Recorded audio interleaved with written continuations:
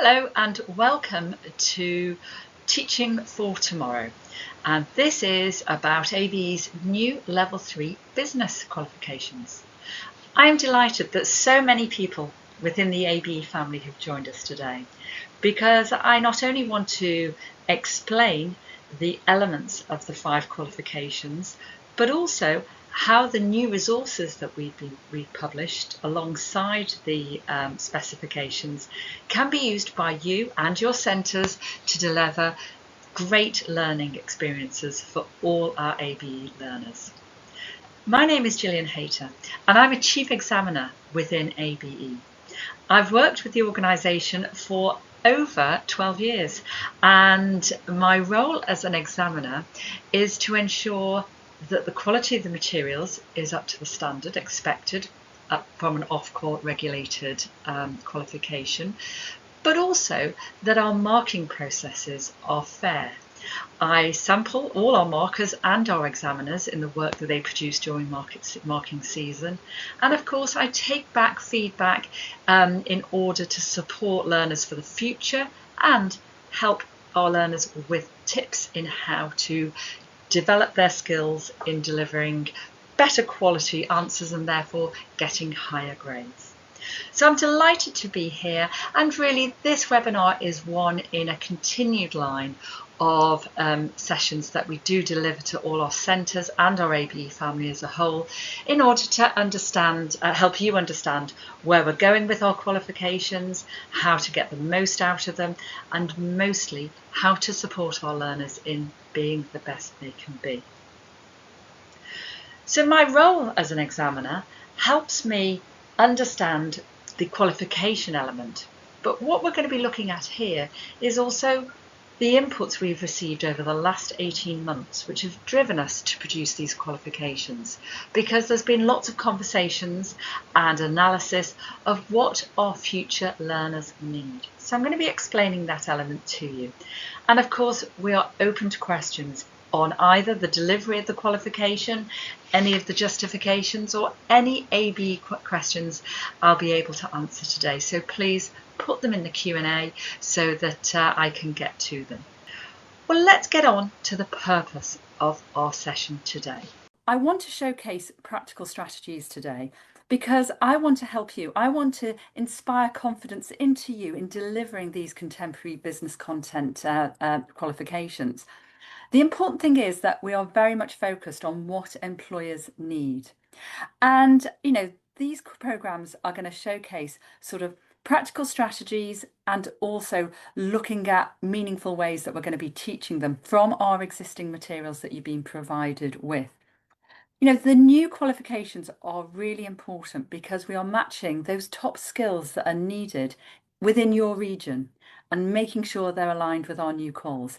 And when I say within your region, we have reached out over the last 18 months to the whole of the ABE family and also those people who are, business developments or ambassadors, so that they can get an understanding in your region for what employees need, so that for those that are doing a qualification and they're going straight into work, they've got the skills.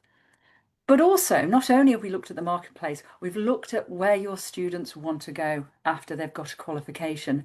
And for many, it's higher education. And therefore, what we're looking at in the quals is how we can create a pathway, which we have done. And I'm going to be showing you how these qualifications can be used to support those learners there. So, we're going to look at the qualifications, very much about supporting you, and any questions about the way we deliver these, by all means, please ask, because I'm going to be giving you an example of a practical strategy for how we're going to work.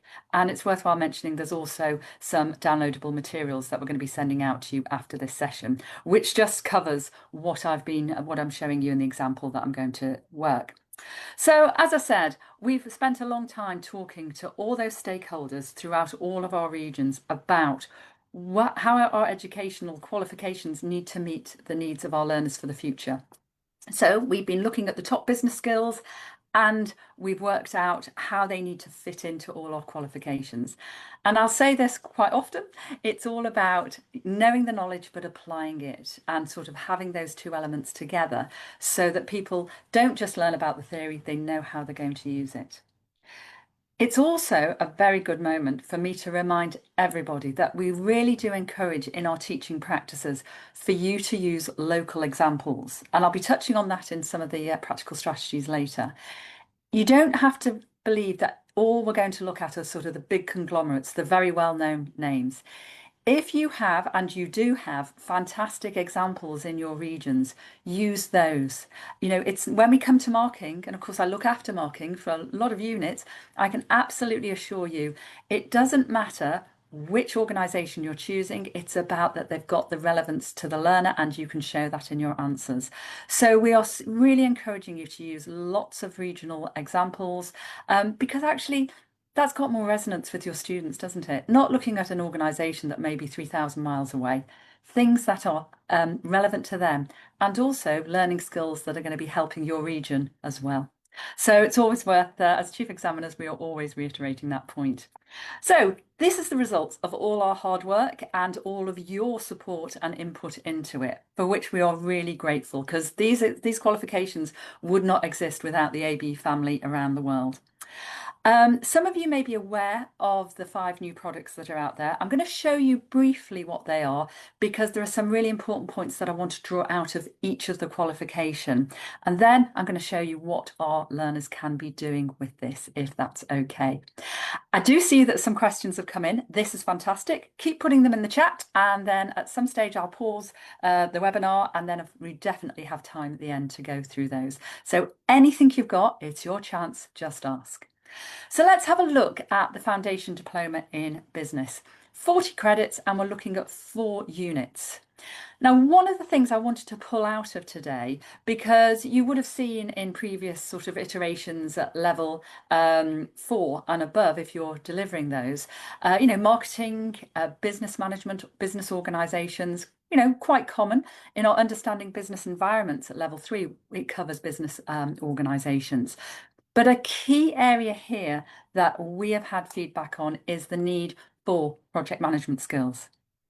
Now, we know in the world of project management, these skills can be adapted to working in business, industry, IT, particularly very strong.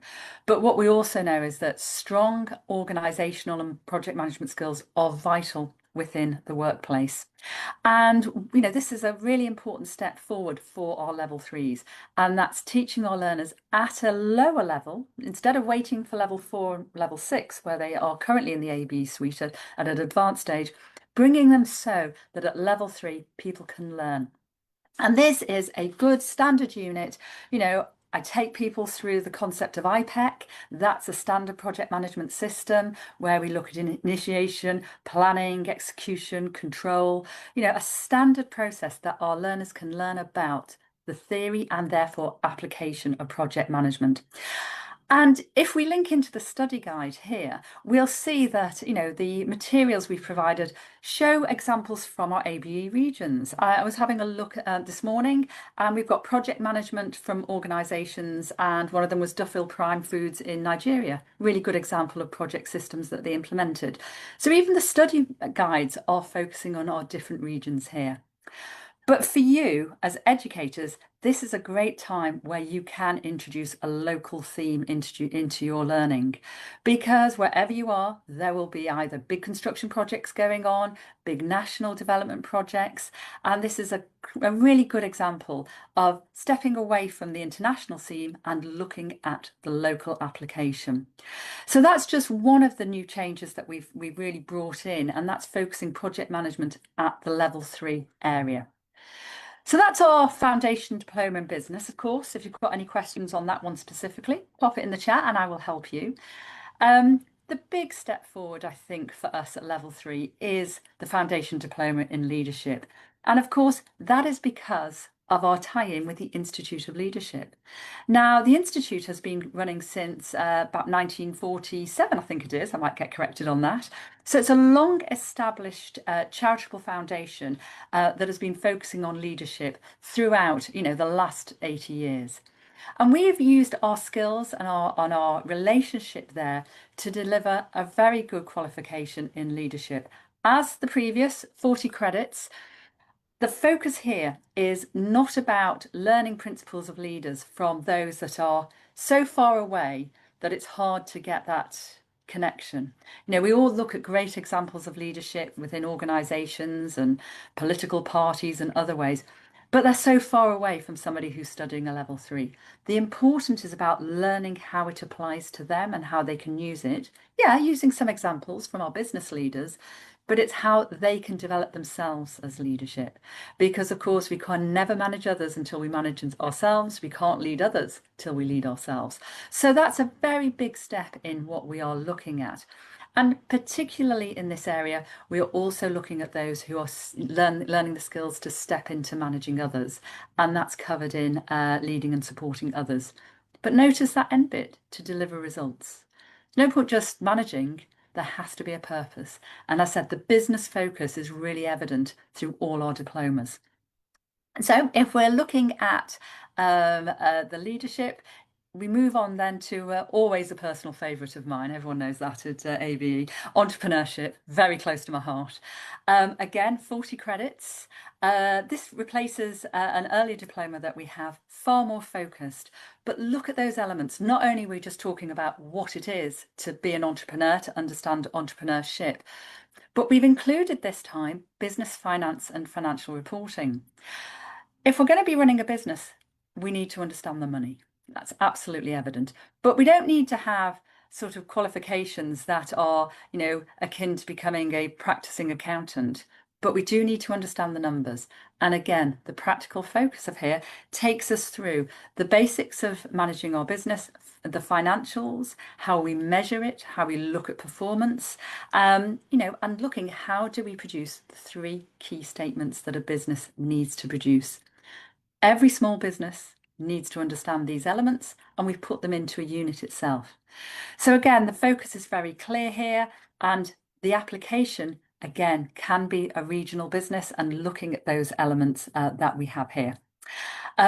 Interestingly, we're looking at innovation in business as well, which is quite exciting given the big strides that we are having within the business environment, particularly around the areas of automation, the use of AI. I'm just going to signpost, and I'll give you the times later on. We're going to be doing a special section on entrepreneurship and innovation and how we deliver that later on in June, but I'll signpost that later in this session. So thank you for those questions. I'll have a little look at them after we've done these 5 areas and then see if I can answer them straight away.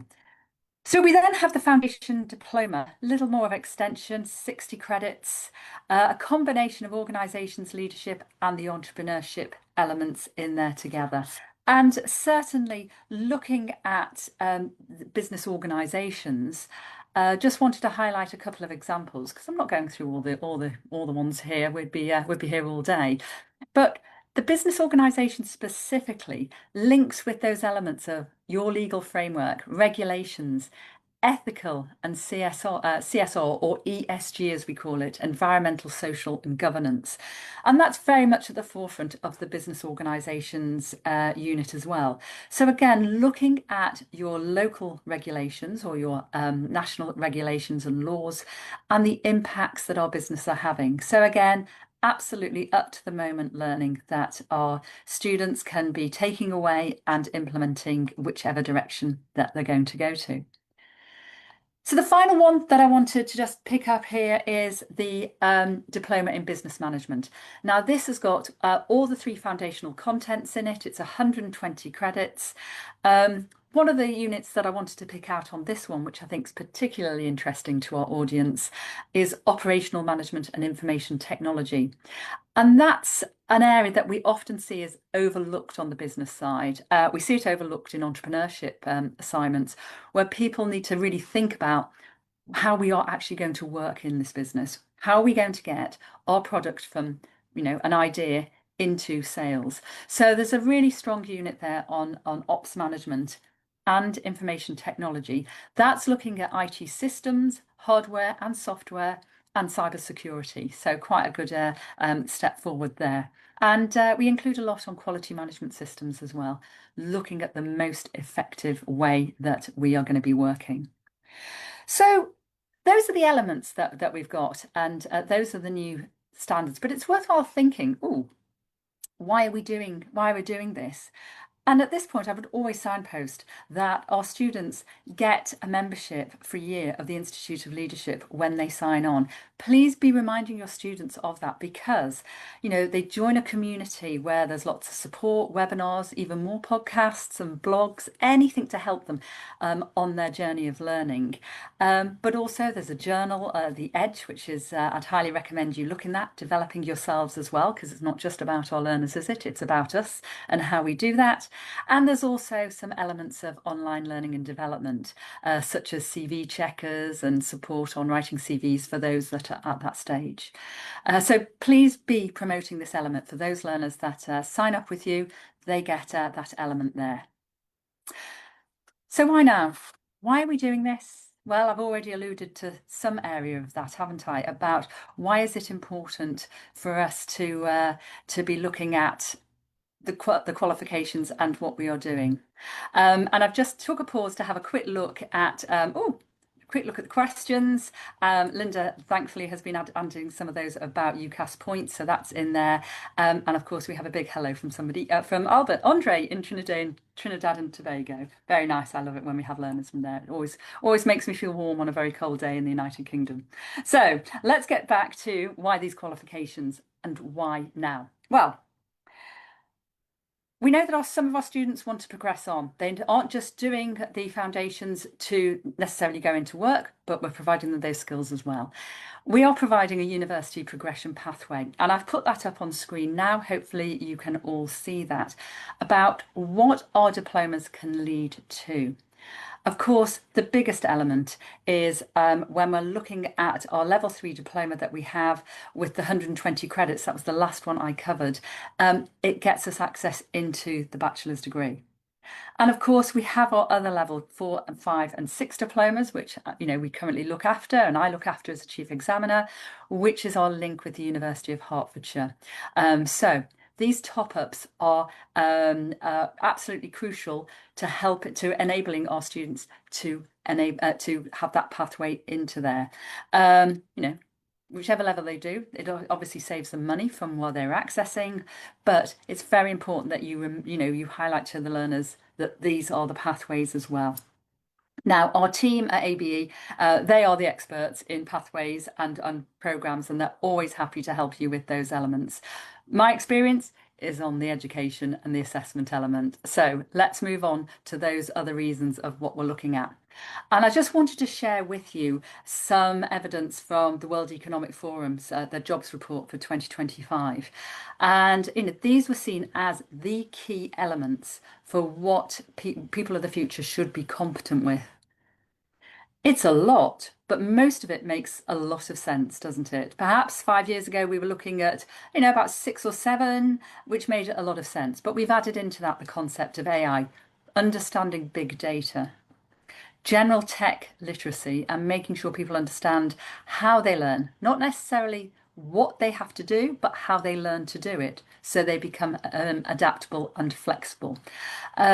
But of course, the key area here is analytical thinking, curiosity, being able to think of our solutions, and also think about the data that's being presented in front of them and ask those powerful questions. At the moment, as educators, I'm sure you're hearing it too, there's so much chatter about AI doing this and AI taking roles and AI making people just almost lazy because it takes 5 seconds for ChatGPT to get an answer. Certainly takes them 5 seconds to do an assignment answer, which of course we know because we do check for AI at every examination session. But AI is great in areas where we're using it, but we still need those analytical thinking skills so that we can translate what we are seeing into practical applications. So it's starting to look at skills that we're delivering that's going to merge all of these and make them useful for future employers. That we can, the skills that they're learning in all of our units. So they're being identified as the next skills for the next decade. And I just pulled out a few areas, not all of them, but a few areas that certainly we focused on in writing the qualifications and the study guides. Analytical and creative thinking, you can see it on the screen. Understanding tech, well, we have a whole unit in that with ops management and information technology. Leadership and social influence, we have a whole diploma that's focusing on that. Resilience and adaptability, that comes through a few of the units in the modules that we are offering. And sustainability mindset, really important now, particularly for those of you that have learners that will be working in organisations that have a sustainability focus. And we have a very useful unit in our business modules on that. We call CSR now ESG, as I previously mentioned, and it's understanding all those elements that we have in that area. And again, if you've got any questions, particularly on the new sustainability units, just pop them in the chat and I will take you through that and help you on anything that you've got there. So let's have a think about sort of how we take these forward and what we're going to be doing, because in those data, a little bit of sort of stats for you, because I do love statistics, because I think data is vital in any of our creative analysis. In the same forum, 44% of workers' skills are going to change. Therefore, we need continuous learning. 60% of workers will require training. Only half have access to adequate programs. That is such an important element of ABE. As you know, we offer important and affordable learning for all our learners all around the world. That is the strongest ethos of ABE. And it's probably one of the reasons why you see so many of, the chief examiners, why we love working for ABE, because we believe, as all of our family does, our ABE family, about the difference it's making worldwide. And it's a very strong ethos that runs through us and with you in what we're doing. Now, emphasis on soft skills. Now, for those that have been on my webinars before, I call soft skills core skills. Absolutely. I think these are the most important skills that anybody should be having. And of course, our areas such as communication, emotional intelligence are covered in our leadership forums. And finally, working alongside A&A, not putting our head in the sand, seeing how we can use A&A and leverage it is an important element that we're going to be looking at here. So what have you got? You've got coming out with you, you've got the qualification, you've got the specification, you've got the study guide. So it's a slightly different format than used to be on offer in ABE. And there's a strong reason for that, is because we've recognised it's important for our centres to not be expected to all deliver the same training, because all of your needs in your regions and your areas are very different. So even though the knowledge is the same throughout, and you get that in the study guide, it's the application that needs to have an element of tailoring. So what I've put in here, and I hope this is going to help, and of course I'd love for you to give me feedback on how you feel you're going to be putting this into place. So do reach out at the end or even now to tell me how you see you're going to be putting this in place, because I thought it would be useful for us to have a look at the move from specification to slide deck. How are we going to turn all this information we're providing into great resources so that our learners at the end of the day are going to do the best in their qualifications and get the best grades in their assignments that they can. Now, it's just one note. I'm not going to be going through the assessment process here. We're talking about the educational element.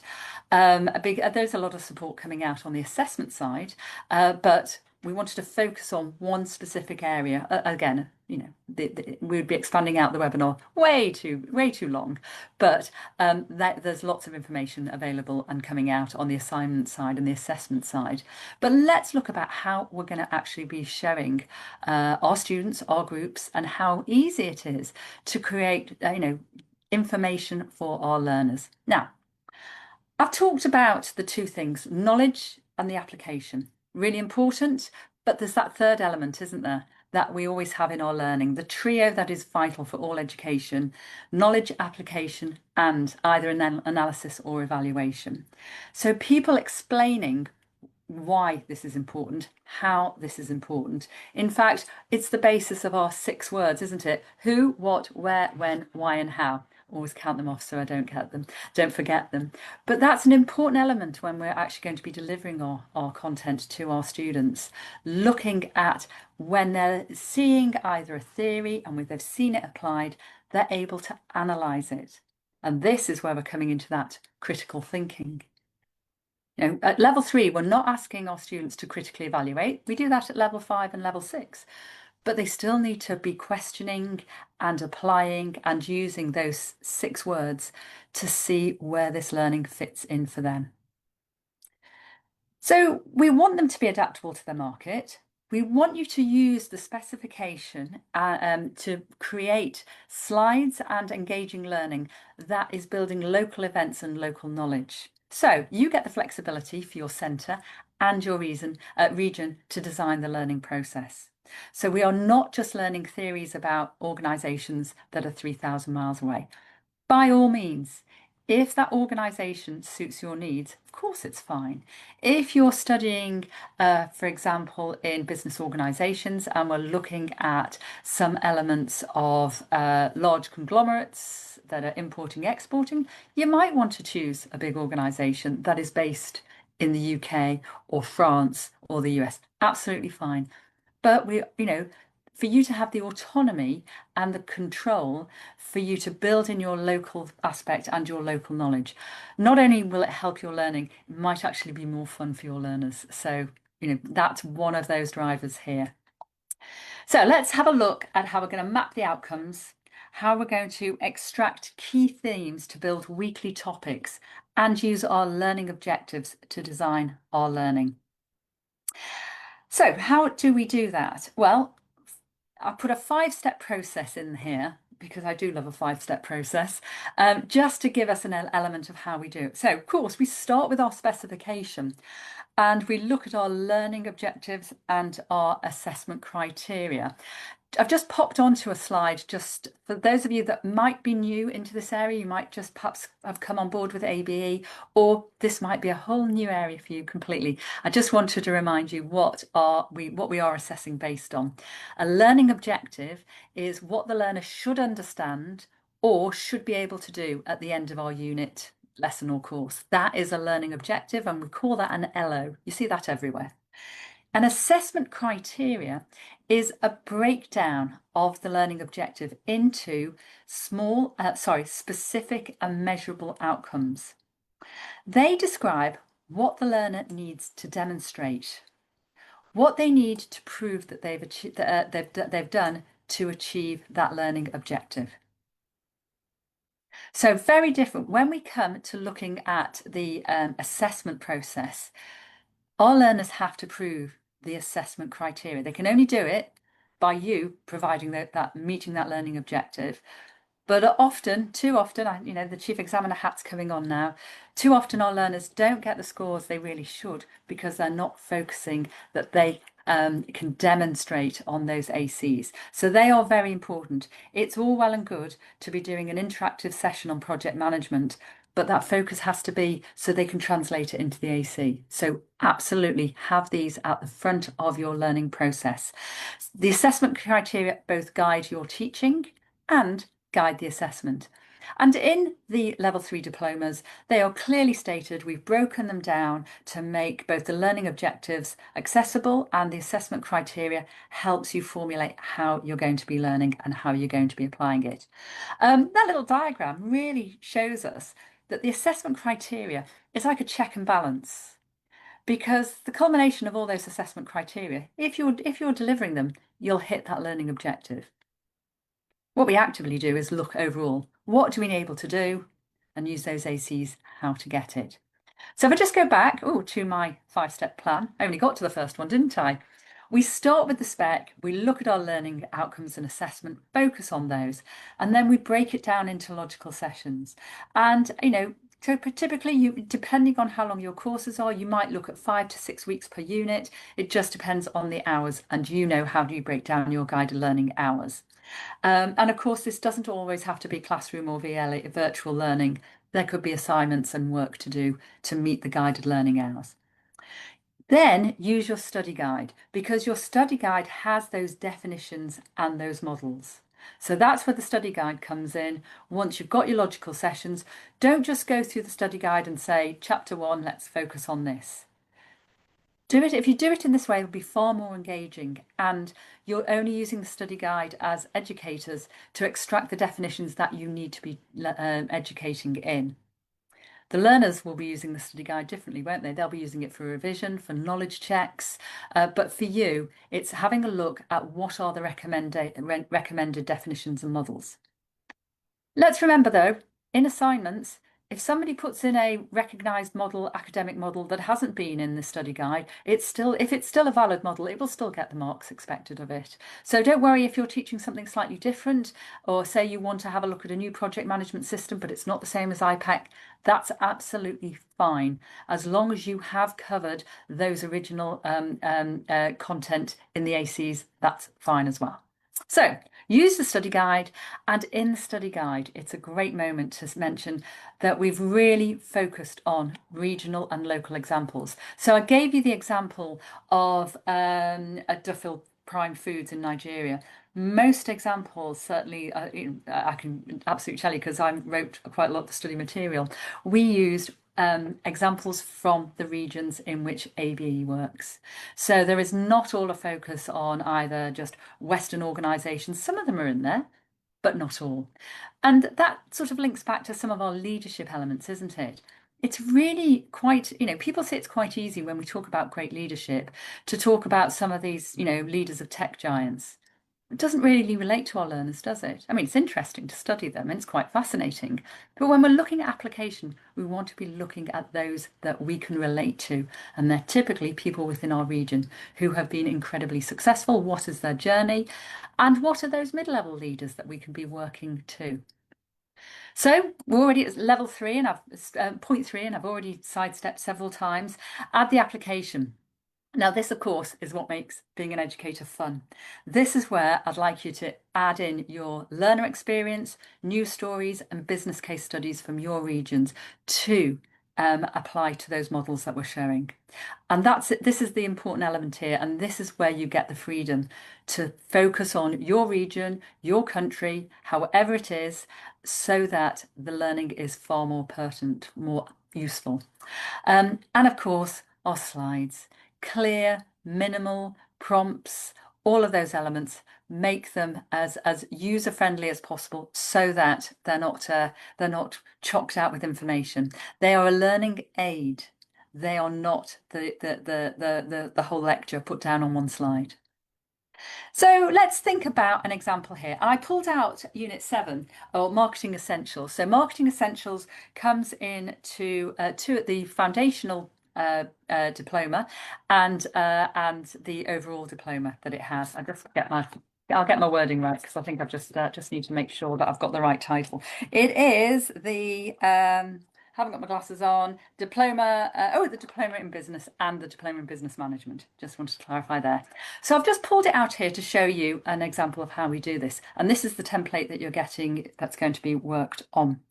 And for our first learning objective, nice and straightforward, understand the role of marketing. So the learners at the end of this session must be able to understand the role of marketing. That's all they have to do. Nice and easy, isn't it? So to do that, they must demonstrate that they can explain the role of marketing. They can discuss the marketing mix, product management and life cycle, and discuss STP, segmentation, targeting, and positioning. So they must be able to do that. So you know that you're going to be discussing marketing, but they need to be doing this so all 4 areas have to be covered.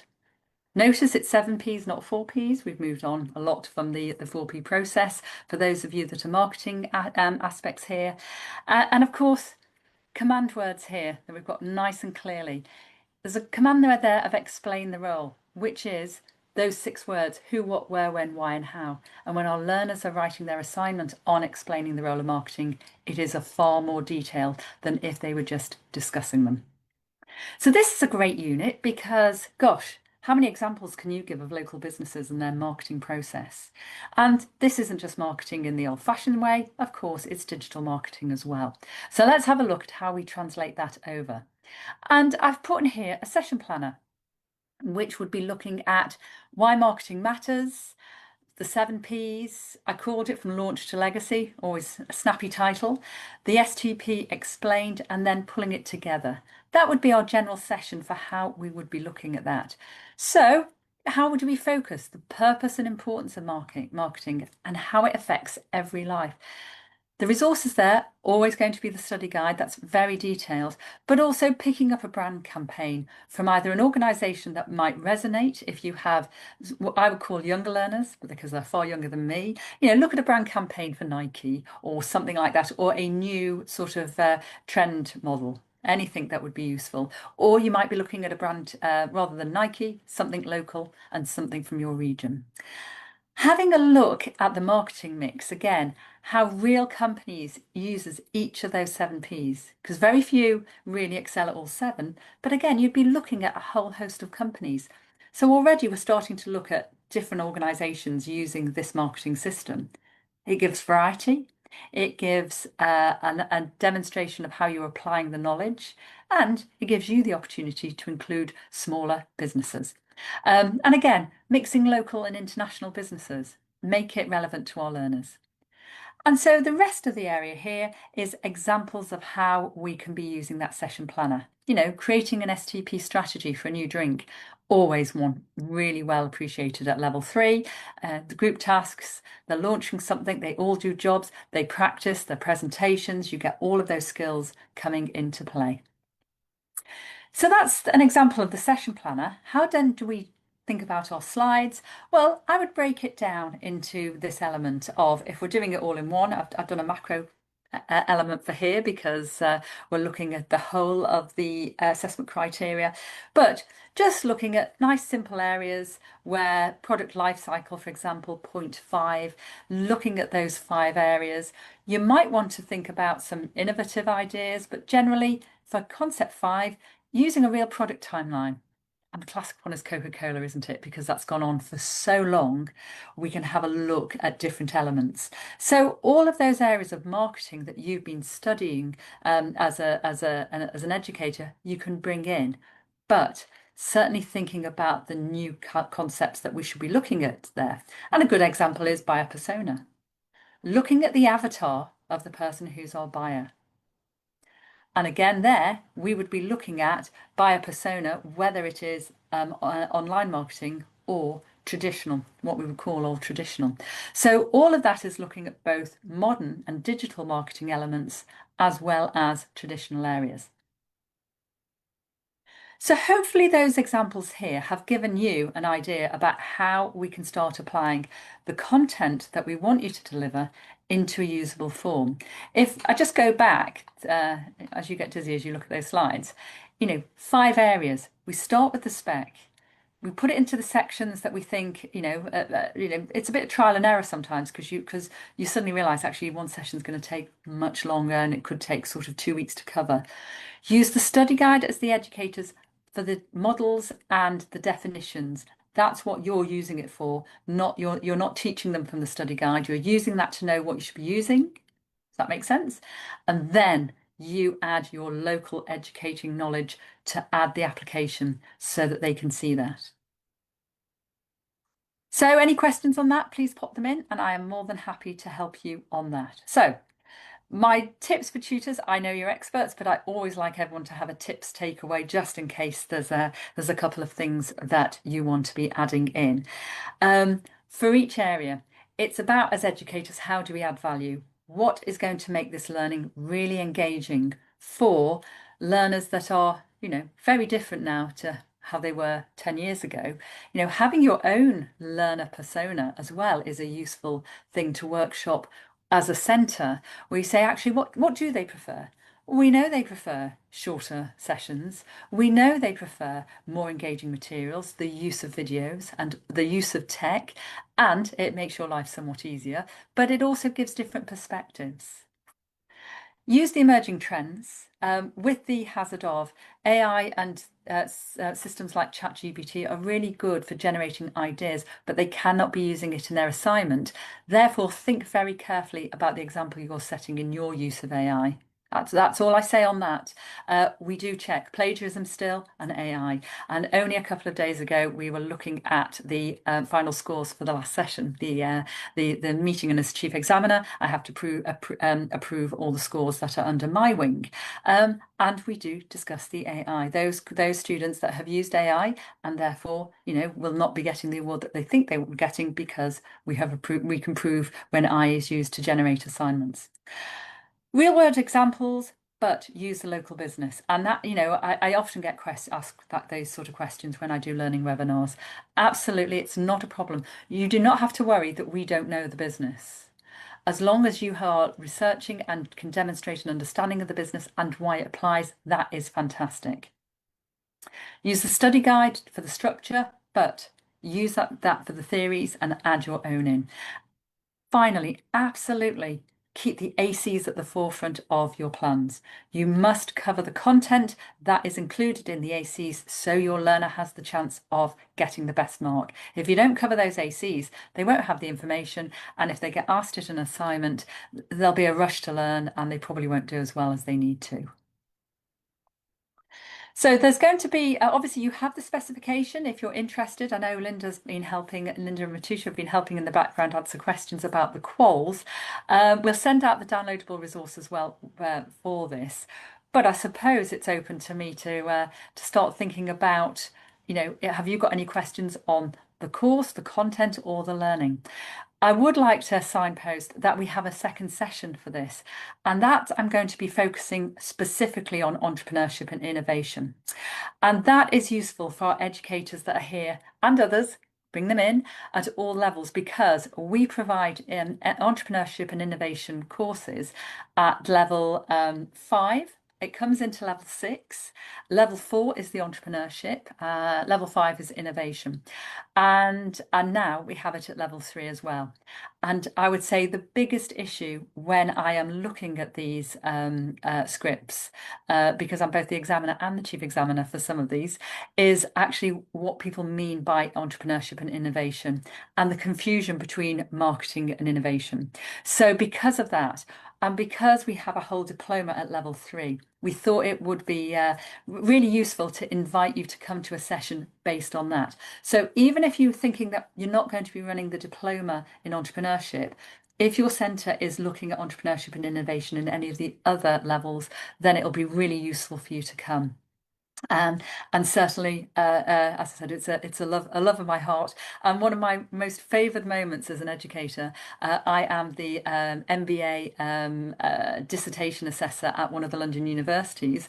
One of my students did ABE in Myanmar, and he'd looked me up on LinkedIn, and he said, "Oh, did A and B," and he showed me, and I think he was taking me through. So it was really interesting to see that pathway. He'd moved to London and he was doing his MBA with us.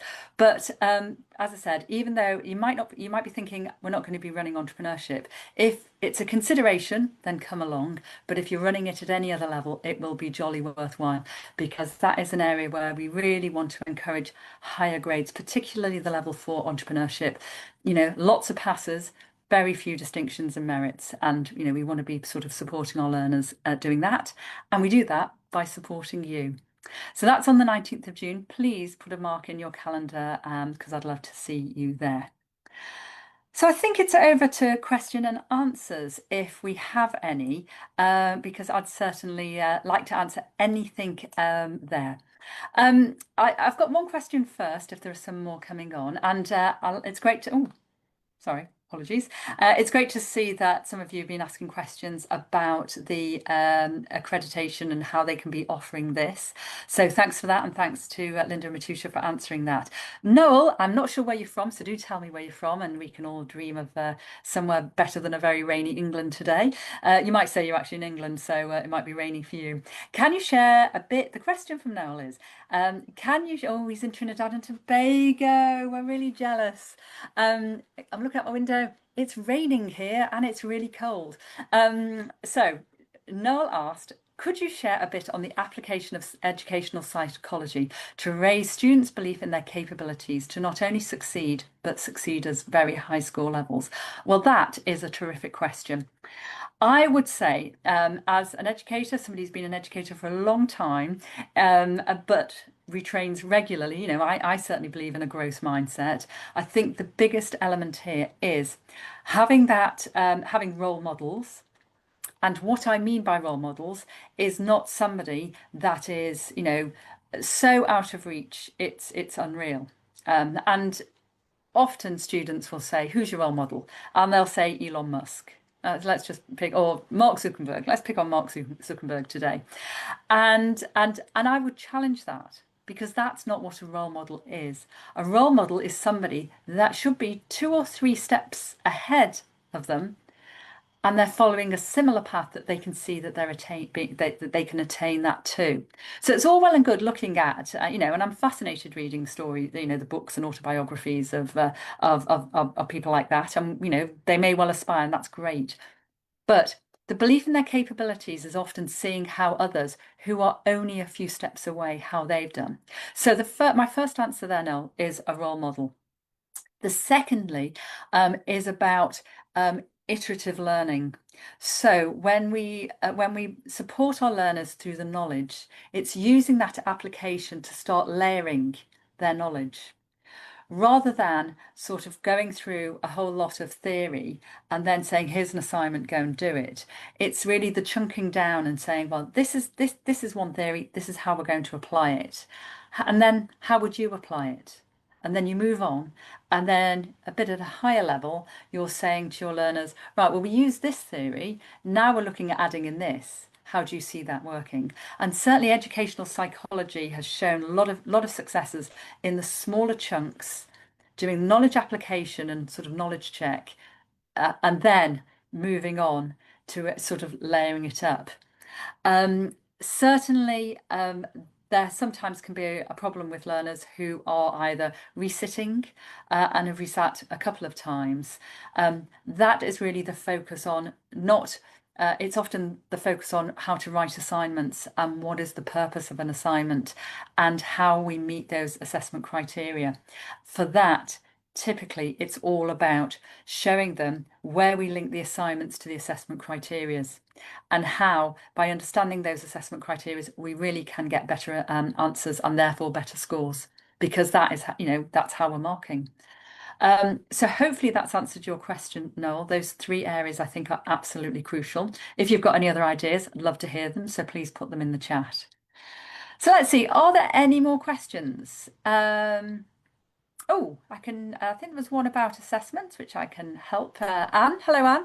Anne is asking a quick question regarding assessment. How does the centre manage examinations when delivering online learning, or please signposting?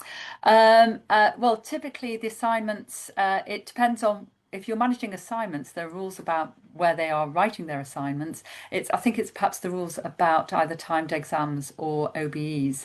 I just wonder, does anybody at ABE want to answer that directly about examination conditions?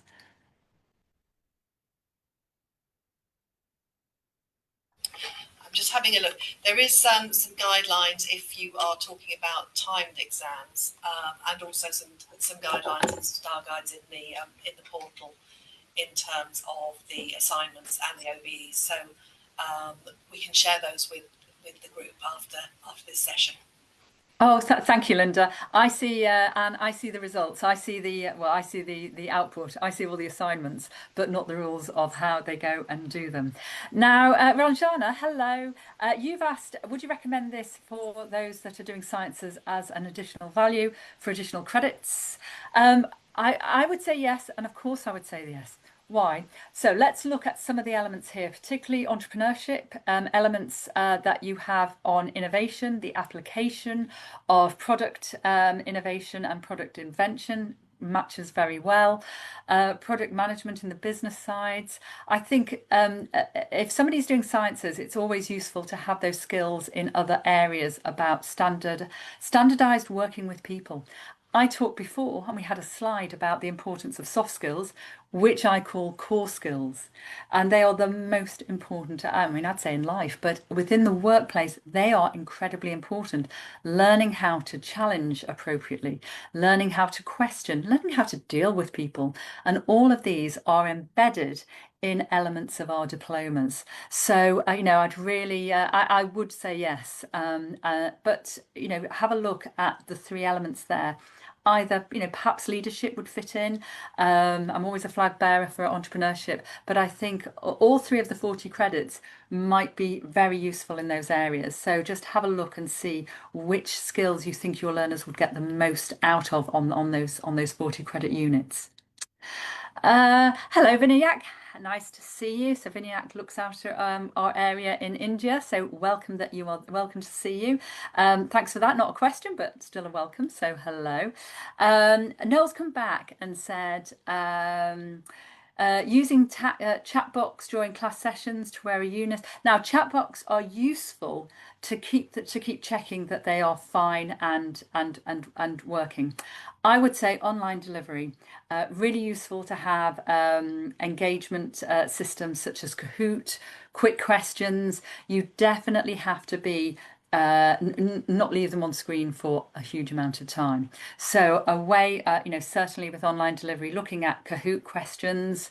Chatbots can be a bit impersonal, but it's a possibility that you could use chatbots to actually post questions intermittently, but there's definitely great systems that we can use. I'm trying to think of the Slido. I'm sure there are others available. Slido is a really good system for getting people to contribute their ideas, and then they all go into a big slide and you share it and people can see other people's ideas. So there's three really good tips that could enhance. So you're not just using chatbots, Noel, they can enhance your learning when you're doing the online delivery. Thank you for that. Now, are there any questions coming from Facebook? Because I believe we're live on Facebook too. We've been monitoring them. I think we've popped them in the chat if they have been, or just answering them directly. So I think we're okay. Is that, Tusha? Is that correct? Yeah. We've answered them all. Brilliant. So are there any questions from anybody who is on Zoom participating that you want to come on and ask? We've got a couple of minutes left, so I'm more than happy.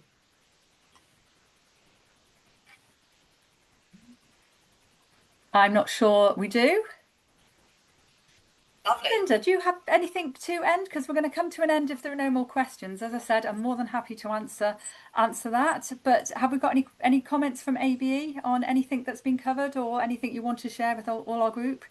Well, I would just like to finish by thanking you for your time and an excellent presentation, and thanking everyone who's joined us today. And we hope you found the session useful and informative. We will be sharing the slides and Jill's teaching guide, so those will all come round. And obviously we've got another session planned for the 19th, so we will keep you updated as that's confirmed. And so yes, just thank you all for joining us today. Absolutely. Thank you for taking the time to understand what we're doing and also coming on this journey with us, because it's been quite a few months in the making, but without your feedback from the ABE family, we wouldn't have had 5 great products that's going to be helping your students progress. So thank you so much. Right, till next time, we'll see you all later. Toodaloo, bye-bye. Bye.